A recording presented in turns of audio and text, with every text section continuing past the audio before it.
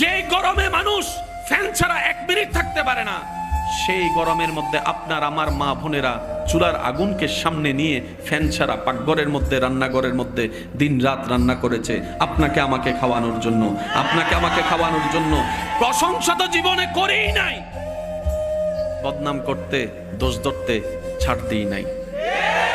নিজের টাকা দিয়ে যখন রেস্টুরেন্টে খেতে যায়, খাবারও খায়, টিপসও দেন, আবার বাইরে এসে স্ট্যাটাস মারেন।